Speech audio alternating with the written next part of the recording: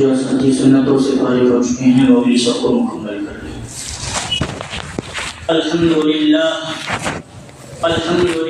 نحمده ونستعینه ونستغفره ونؤمن به ونتوکل علیہ ونعوذ باللہ من شرور انفسنا ومن سیئات اعمالنا من يهد الله فلا مضل له ومن يضلله فلا هادي له ونشهد أن لا إله إلا الله وحده لا شريك له ونشهد أن سيدنا ومولانا محمدا عبده ورسوله صلى الله عليه وعلى آله وأصحابه وبارك وسلم تسليما كثيرا أما بعد فأعوذ بالله من الشيطان الرجيم بسم الله الرحمن الرحيم وما خلقت الجن والإنس إلا ليعبدون وقال النبي صلى الله عليه وسلم اللهم بارك لنا في رجب وشعبان وبلغنا رمضان أو كما قال النبي صلى الله عليه وسلم صدق الله العظيم وصدق رسوله النبي الكريم رب اشرح لي صدري ويسر لي امری واحلل عقدۃ من لسانی یفقهوا قولی۔ ایک مرتبہ نبی اکرم صلی اللہ علیہ وسلم پر درود شریف پڑھ لیجیے۔ اللهم صل علی محمد وعلى آل محمد كما صليت على ابراہیم وعلى آل ابراہیم انك حمید مجید۔ اللهم بارک علی محمد وعلى آل محمد كما باركت على إبراهيم وعلى آل إبراهيم إنك حميد مجيد۔ محترم بزرگوں اور عزیز دوستو، اللہ تبارک و تعالیٰ کا احسان، اللہ کا فضل اور اللہ کا کرم ہے کہ اللہ تبارک و تعالیٰ نے ہم تمام کو نماز جمعہ کے لیے اپنے گھر مسجد جلد سے جلد آنے کی توفیق نصیب فرمائی۔ جو باتیں کہی جائے اللہ تعالی ہم تمام کو ان باتوں پر عمل کی توفیق نصیب فرمائے۔ اللہ تعالیٰ نے قرآن مجید میں اعلان فرما دیا، انسان اور جنات کو پیدا کرنے کا میرا مقصد کیا ہے۔ اللہ فرماتے ہیں وَمَا خَلَقْتُ الْجِنَّ وَالْإِنسَ إِلَّا لِيَعْبُدُونَ، میں نے انسان اور جنات کو اپنی عبادت کے لیے پیدا فرمایا۔ اس کے لیے اللہ نے کس کے لیے ہم تمام کو پیدا فرمایا؟ عبادت کے لیے۔ عبادت کے لیے۔ اگر ہم عبادت کرتے ہوئے زندگی گزاریں گے تو اللہ کی بندگی میں ہماری زندگی گزری، اور اگر ہم نے اللہ کی عبادت چھوڑ دی، مسجدوں کو آنا چھوڑ دیا، نمازیں پڑھنا چھوڑ دیا، قرآن کی تلاوت ہم نہیں کرتے، روزہ، زکوٰۃ، حج، عمرہ، صدقہ، نفل عبادتیں ہم یہ چیزیں نہیں کرتے اور اپنی دنیا میں مست رہتے ہیں، تو ہم اللہ کی عبادت چھوڑ کر گویا ہم یہ بتا رہے ہیں کہ ہم اللہ کی بندگی کو پسند نہیں کرتے، اور اپنے آپ کو اللہ کے سامنے کیوں جھکائے؟ ہمارے اندر شیطانیت اور مغروریت آتی چلی جائے۔ بندہ اگر بندہ بنے تو بندگی کو ادا کرے گا، اور اگر بندہ بندگی چھوڑے تو اپنے آپ کو خدا اور اپنے آپ کو بڑا اور اپنے آپ کو میں سمجھنے لگتا ہے۔ پھر اللہ تعالیٰ اس کی میں مٹانے کے لیے اسے سمجھاتے ہیں کہ بندے تو بندہ ہے، بندہ بن کر زندگی بسر فرما دے۔ اسی لیے حضرت آدم علیہ السلام سے لے کر جناب محمد رسول اللہ صلی اللہ علیہ وسلم تک جتنے انبیاء دنیا میں تشریف لائے، ہر قوم میں ایک نبی بھیجے گئے، کنبے کے اعتبار سے، قبیلے کے اعتبار سے، برادری کے اعتبار سے، ملک و ملت کے اعتبار سے، تاکہ انسانیت اپنے اپنے نبیوں کو دیکھ کر اللہ کے راستے کی طرف نکلے اور اپنے منزل مقصود اللہ کو راضی کرتے ہوئے زندگی گزارنے والے بن جائے۔ ان انبیاء کے لیے کوئی ضروری نہیں ہوتا کہ عبادت تم کیوں کرو، لیکن ان لوگوں پر، ان انبیاء پر بھی عبادت فرض ہوئی تاکہ تم کرو گے تو تمہیں دیکھ کر کون کریں گے؟ بولو تمہاری قومیں، تمہاری نسلیں، تمہاری اولاد اور آنے والی پوری قوم تمہیں دیکھ کر راہ راست پر رہے گی اور عبادتوں کو کرتے ہوئے اللہ کو راضی کرے گی۔ انبیاء آئے، دین کی باتیں سمجھائے، وہ دین والے مسلمان اور ایمان والے بنے، تو پھر اللہ کو کس طرح راضی کرتے ہوئے موت تک ہمیشہ ان اعمال پر جمنا ہے، وہ انبیاء علیہم السلام بتاتے چلے گئے۔ میرے اور آپ کے آقا حضرت محمد صلی اللہ علیہ وسلم بھی دنیا میں تشریف لائے، لوگوں کو سبق پڑھایا، ایمان اور اسلام کی باتیں بتائی، اس کے بعد اللہ کو راضی کرتے ہوئے اللہ کی رضا کے خاطر عبادتیں کس طرح کرنا ہے، تاکہ عبادت میں ہمیشہ لگے رہو گے تو اللہ کو راضی کر سکو گے، اور اگر عبادت کو چھوڑو گے تو اللہ کو راضی کرنا بہت مشکل ہو جائے گا۔ اسی لیے قرآن نے اعلان کیا وَمَا خَلَقْتُ الْجِنَّ وَالْإِنسَ إِلَّا لِيَعْبُدُونَ، میں نے انسان اور جنات کو کس چیز کے لیے پیدا کیا؟ عبادت کے لیے پیدا کیا ہے۔ عبادت کرو گے تو اللہ راضی ہو جائے گا، اور اگر ہم عبادت چھوڑ دیں گے، ہم اپنے اللہ کو ناراض کرنے میں ہم لوگ لگے رہیں گے۔ آج اردو کے اعتبار سے کون سا مہینہ اور کون سی تاریخ؟ رجب جی رجب 9 تاریخ رجب۔ شاید ایسا لگ رہا ہے کہ واجب بچائی خالی ذرا نیند کا گہرا اثر ہو رہا ہے کیا؟ بولو تو پھر 9 تاریخ رجب کی۔ ہاں، رجب کا مہینہ اور تاریخ کیا؟ 9 تاریخ ہے۔ گویا رجب کا مہینہ ہمیں ایک پیغام دیتا ہے کہ اب تیار ہو جاؤ۔ کیا پیغام دیتا ہے؟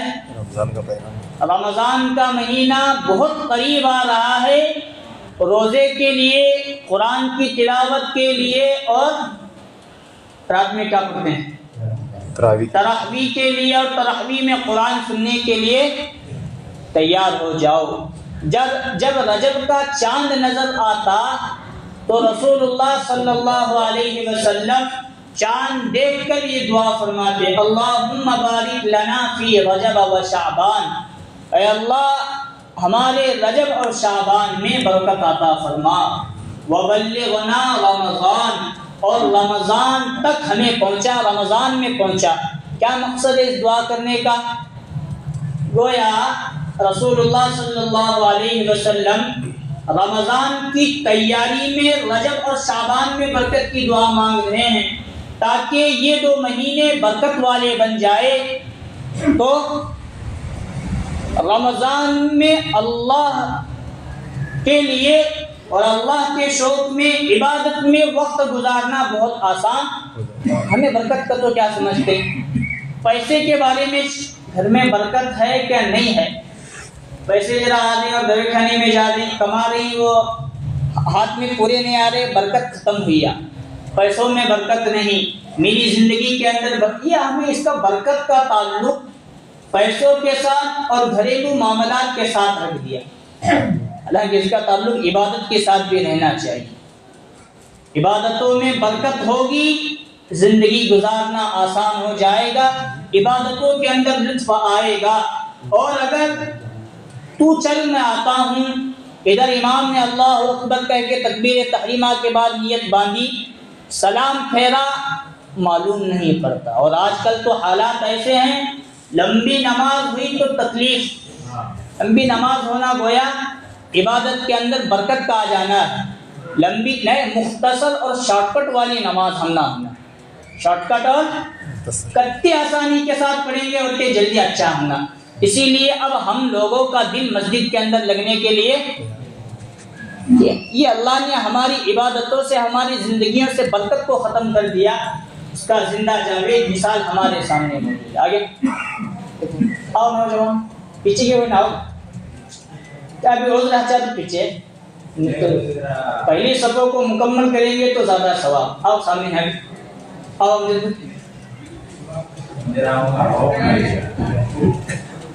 اسی لیے حضور صلی اللہ علیہ وسلم دعا فرماتے ہیں اللہم بارک لنا فی رجب و شعبان، اے اللہ ہمارے رجب اور شعبان کے اندر برکت عطا فرما، وبلغنا رمضان، اور ہمیں رمضان میں پہنچا، تاکہ رمضان کی جو عبادتیں ہے وہ مجھ پر اور زیادہ آسان ہو جائے اور میں تیری رمضان میں تیری عبادت تجھے راضی کرنے کے لیے بس دل لگی کے ساتھ شوق کے ساتھ رمضان کا پورا مہینہ میں گزار دوں. گویا ایسا لگتا ہے یہ بات سے کہ حضور صلی اللہ علیہ وسلم عام دنوں میں عبادتیں نہیں کرتے.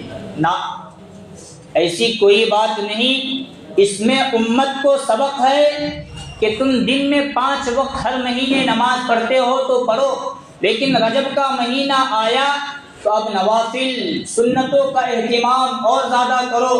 قرآن تم ہر روز آدھا پارہ پڑھتے ہو ہر مہینے، تو رجب اور شعبان کے اندر اس میں اضافہ کرو تاکہ رمضان میں اس کی مقدار اور بڑھ جائے اور قرآن کی دشواری اور قرآن کی دقت ہم لوگوں پر ذرہ برابر بھی نہ آ جائے.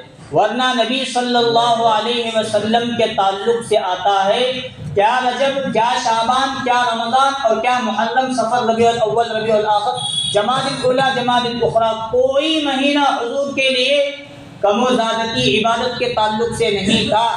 ہر مرتبہ حضور صلی اللہ علیہ وسلم دن ہو رات ہو کوئی مہینہ کیوں نہ ہو بس عبادتوں کے اندر ہی رہا کرتے تھے. ایک طرف اللہ تبارک و تعالیٰ کے رسول صلی اللہ علیہ وسلم اپنی قوم، اپنی برادری، کنبہ، خاندان، امت مسلمہ میں چل پھر کر دین کی دعوت دن میں دیا کرتے اور 5 وقت کی نماز پڑھتے، قرآن کی تلاوت کرتے. لیکن جیسی ہی عشاء کی نماز ہو جاتی تو حضور صلی اللہ علیہ وسلم کی راتیں تہجد میں اور قرآن کی تلاوت زیادہ سے زیادہ کرنے کے اندر چلی جاتی. حضرت عائشہ رضی اللہ عنہا سے کسی نے پوچھا امی جان ہمیں بتائیے کہ رسول اللہ صلی اللہ علیہ وسلم کی سب سے عجیب اور اہم بات کون سی ہے؟ کیا سوال کیا؟ سب سے اہم اور عجیب بات حضور صلی اللہ علیہ وسلم کی کون سی؟ کیونکہ آپ تو بیوی ہیں، بیوی ہی اہم بات بتا سکتی ہے، بتائیے. تو فرمایا حضرت عائشہ رضی اللہ عنہا نے حضور صلی اللہ علیہ وسلم کی ہر ادا، ہر عبادت، ہر معاملہ اور ہر سنت عجیب ہی ہے اور اہمیت والی چیز ہے. میں کیا بتاؤں؟ پھر بھی اس شخص نے سوال کیا بتا دیجئے کیا ہے. وہ فرمانے لگے ایک مرتبہ رسول اللہ صلی اللہ علیہ وسلم کے یہاں میرے یہاں حضور کی باری تھی. حضور تشریف لائے، تھوڑی دیر آرام کیا اور کہنے لگے عائشہ چھوڑ، میں اللہ کو راضی کرنے کے لیے اللہ کی عبادت کرنا چاہتا ہوں. اٹھے، وضو فرمایا اور نیت باندھی تکبیر تحریمہ کے بعد اور رکعت باندھی، قرآن مجید کی تلاوت کرنے لگے اور قیام کی حالت میں رونے لگے. اسی حالت میں حضور صلی اللہ علیہ وسلم نے رکوع کیا، رکوع کی تسبیح کرتے رہے اور روتے رہے. رکوع سے اٹھے، سجدے میں گئے، سجدے میں روتے رہے. حضرت عائشہ فرماتی ہیں میں نے دیکھا حضور صلی اللہ علیہ وسلم رات کے پہلے حصے میں میرے پاس تشریف لائے تھے، لیکن جب حضور صلی اللہ علیہ وسلم کی جب صبح ہوئی تو اس وقت صبح کی نماز اور تہجد کا وقت بھی مکمل ہو چکا تھا. حضرت بلال حبشی رضی اللہ عنہ نے آ کر آواز دی کہ صبح کا وقت ہو چکا ہے، صبح کا وقت قریب ہو چکا ہے. یہ ہے رسول اللہ صلی اللہ علیہ وسلم کی عبادات ہمارے سامنے. یہ ہے حضور صلی اللہ علیہ وسلم کا طور طریقہ. رمضان ہو، رجب ہو، شعبان ہو، محرم، کوئی اور مہینہ ہو، حضور صلی اللہ علیہ وسلم عبادت میں زیادہ سے زیادہ وقت گزارتے تھے تاکہ امت کے لیے یہ پیغام ہو جائے اگر عام دنوں میں تم اتنا نہیں کر سکتے تو رمضان کی تیاری میں رجب اور شعبان میں لگ جاؤ تاکہ رمضان کا مہینہ تمہارے لیے آسان گزر جائے، اطمینان سے گزر جائے. ورنہ آج حالت کیا ہماری؟ ابھی میں وہ دیکھا رمضان کا نام سن کو وہ ہماری پیشانی کے اوپر بل چڑھنا آیا رمضان. ابھی پرسوں محرم گئے، محرم کے تاشے کی آواز ہمارے کانوں سے ابھی نہیں کی کرتی.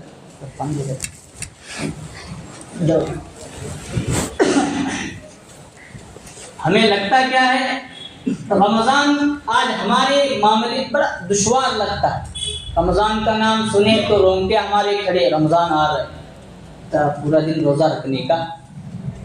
بھی قرآن کی تلاوت بھی مولانا کرنے لگی، بھی تراویح 10 بجاتی بھی. یہ ایک کیفیت کیوں ہوتی ہے؟ اصل میں عبادات کے معاملے میں ہم کوتاہی برتتے ہیں، عبادات کے معاملے میں۔ لیکن رمضان کا چاند نظر آیا تو پہلی فرصت میں ہم بہترین سا عطر اور بہترین سے کپڑے پہن کر آ کر پہلی صفوں کو مکمل کرتے ہیں۔ کبھی کبھار ہم کو بھی تکلیف ہونے لگتی ہے، ایسا مجموعہ دیکھ کر ذرا ہمارا بھی دل گھبراتا ہے، اٹکتے ہیں ہمیں لقمہ کون دے گا کہ نہیں۔ لیکن بعد میں پہلے ہی دن پیر دکھنے لگے، کمر دکھنے لگی، ٹینشن چڑھا، یہ حالات صحابہ پر نہیں آتے تھے۔ ان کے لیے رمضان کیا، دیگر دن اور دیگر مہینے کیا، ہر وقت ان کی مسجد فل، ہر صحابی 5 وقتوں کی نمازوں کے ساتھ ساتھ سنت و نوافل کا اہتمام، دیگر عبادتوں کو ادا کرنے والے، جنگوں کے موقع پر صحابہ روزہ رکھا کرتے تھے، زکوٰۃ دینا صحابہ کے لیے بڑے شوق کے ساتھ آسان تھا، حج کے مہینے کا انتظار، عمرے کا انتظار، نوافل کا اہتمام، یہ صحابہ اکرام کی زندگی کا خلاصہ اور لب لباب ہے۔ اور ہماری زندگی یہ رمضان کا چاند دیکھے تو ہم مسجدوں میں آتے ہیں، اور عید کا چاند دیکھے تو ہماری مسجدیں سے ویران ہو جائیں۔ اللہ ہمیں معاف فرمائے۔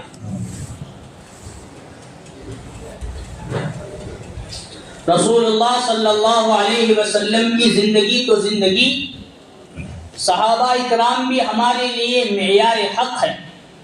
اسی لیے حضور نے فرمایا اصحابی کالنجوم، میرے صحابہ ستاروں کے مانند ہیں، فَبِأَيِّهِمُ اقْتَدَيْتُمْ اهْتَدَيْتُمْ، ان میں سے کسی ایک کی بھی اقتداء کرو گے، ان کے نقش قدم پر چلو گے تو کامیاب ہو جاؤ گے، راہ راست پر ہو جاؤ گے۔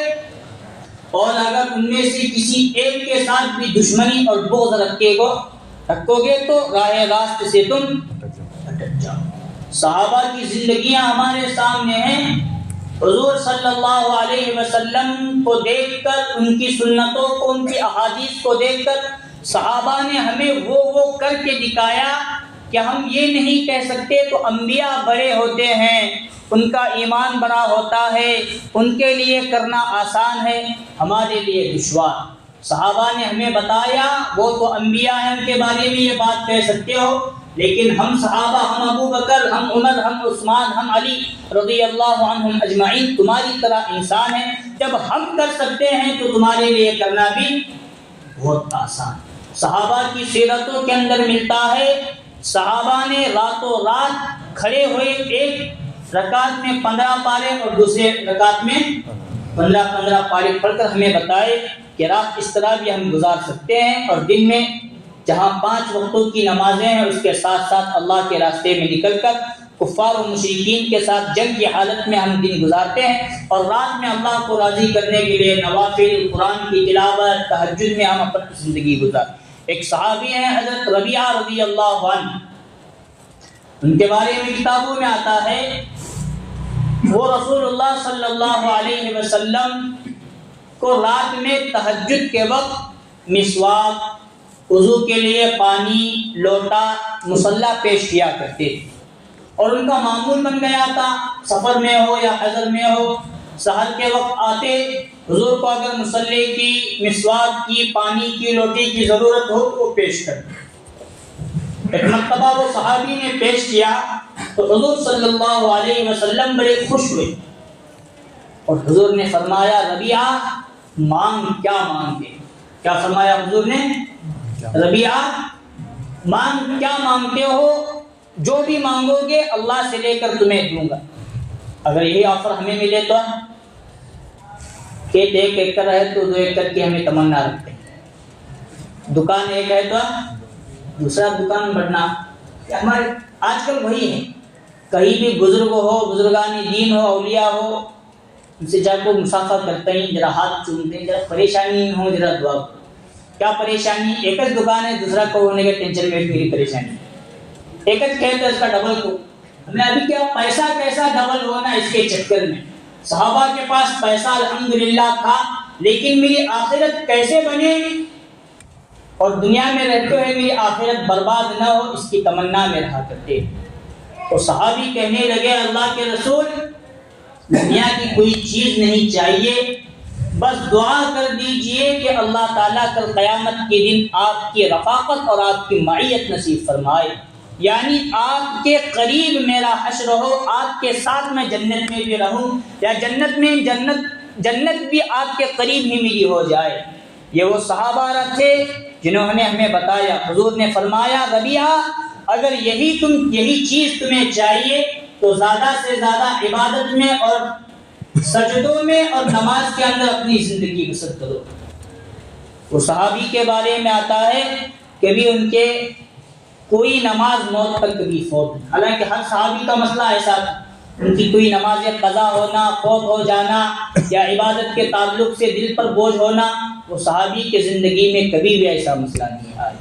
یہ واقعات انبیاء کے، نبی کے، صحابہ صحابیات کے ہمارے لیے مثال ہیں کہ عبادت کے لیے ہم تیار ہو جائے۔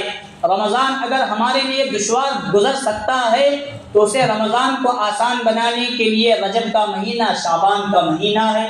ہم نہیں پڑھتے 5 وقت کی نمازیں، لیکن اب سے پڑھنا شروع کریں تو رمضان بہت آسان ہو جائے گا۔ ہم قرآن کی تلاوت نہیں کرتے، اب سے کرنا شروع کریں گے تو رمضان میں قرآن پڑھنا بھی اور قرآن کی تلاوت سننا بھی ہمارے لیے آسان ہو جائے گا۔ اگر ہم نوافل کا اہتمام نہیں کرتے، اب سے کرو، انشاءاللہ آئندہ ہمارے لیے آسان ہو جائے گا۔ عبادتوں کا شوق اور ولولہ اور جذبہ لے کر اب سے کرو، رمضان ہمارے لیے بہت اطمینان سے گزر جائے۔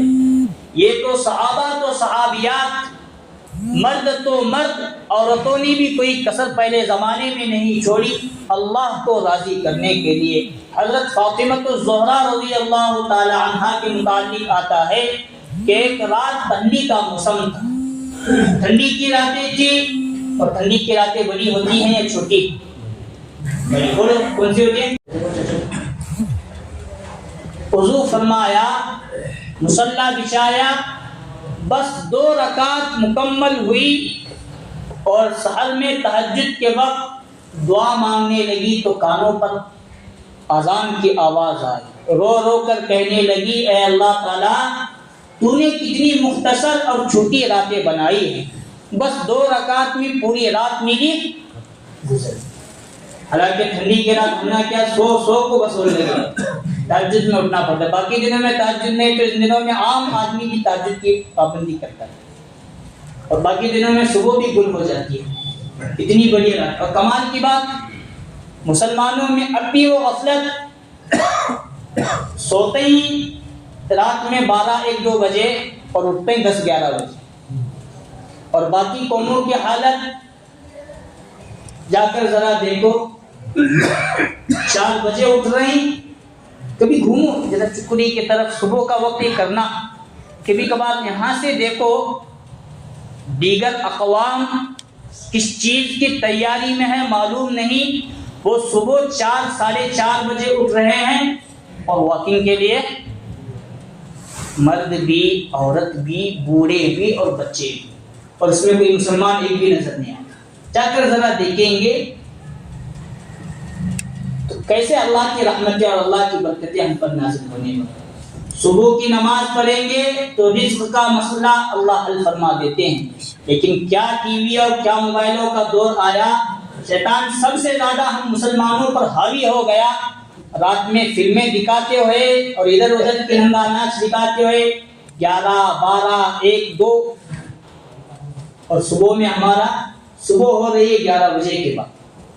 یہ مسلمانوں کی قوم حالت ہو گئی، اور اغیار جلدی سو بھی رہے ہیں اور جلدی اٹھ بھی رہے ہیں، اور ان کی کمائی کے اندر آج برکت بھی نظر آ رہی ہے، اور مسلمان کمائی کے معاملے میں، رزق کے معاملے میں اب بھی رو رہا ہے۔ حالانکہ پیسہ وغیرہ آ بھی رہا ہے، لیکن برکت نہیں، یہ نہیں، کام نہیں، دھندے نہیں، لیکن مسئلہ صبح کا مسئلہ حل کرنے کے لیے تیار نہیں ہے۔ اللہ ہمیں معاف فرمائے۔ حضرت فاطمہ رضی اللہ عنہا بس 2 رکعت مکمل کی تو صبح کی نماز کا وقت ہو گیا۔ حضرت رابعہ بصریہ، نام سنیں کیا نہیں سنیں؟ ان کا اصل نام کیا ہے؟ پڑھنا معلوم سی، کیا اصل نام؟ ان کا اصل نام فاطمہ ہے، ان کا اصل نام، یہ اولیاء میں ان کا شمار، تابعین، تبع تابعین میں ان کا شمار ہوتا ہے۔ اب رابعہ کے معنی ہوتے ہیں چوٹی. کیا معنی؟ وہ رہنے والی بصرہ کی تھی. ان کے ماں باپ کے یہاں پہلی لڑکی پیدا ہوئی تو فاطمہ نام رکھا. اتفاقاً دوسری بھی لڑکی پیدا ہوئی اور پہلے زمانے میں کیا تھا؟ محمد اور فاطمہ، ان دو ناموں کا عام رواج تھا. جیسے ہم ادھر ادھر کے رسم و رواج والے نام رکھتے، پہلے محمد نام اکثر رکھا کرتے تھے اور اس کے ساتھ بیٹی ہو تو فاطمہ، فاطمہ اولا، فاطمہ ثانیہ. تو ان کے یہاں، ان کے ماں باپ کے یہاں دوسری بیٹی پیدا ہوئی تو نام رکھا فاطمہ ثانیہ، یعنی دوسری فاطمہ. اس نے اتفاق تیسری بھی بیٹی پیدا ہوئی تو نام رکھا فاطمہ ثالثہ. اور اس نے اتفاق چوٹی بھی لڑکی ان کے گھر میں پیدا ہوئی تو نام رکھا فاطمہ رابعہ. تو فاطمہ کے نام سے وہ مشہور نہیں ہوئی، مقبول نہیں ہوئی. رابعہ یعنی چوٹی فاطمہ کے نام سے اتنی مشہور ہوئی، اتنی مشہور ہوئی. بڑے بڑے اولیاء اکرام ان کے زمانے میں ان کے یہاں دعا کروانے کے لیے آیا کرتے تھے اور وہ بہت بڑی اولیاء گزری. ان کے پاس ایک شخص دعا کرنے کے لیے آیا، حضرت دعا کیجئے میرے اوپر حالات ہے، تنگی کا مسئلہ. جب وہ بندہ آیا تو ظہر کا وقت تھا. حضرت رابعہ رحمۃ اللہ علیہ ظہر کی نماز پڑھ رہی اور رکعت تو باندھ چکی تھی. وہ بندہ 10 منٹ 15-20 منٹ آدھا گھنٹہ بیٹھا، ان کی نماز مکمل نہیں. اس نے سوچا ابھی تھوڑی دیر میں نماز مکمل ہوگی، تب تک ایک کام ختم کر کے آتا ہوں.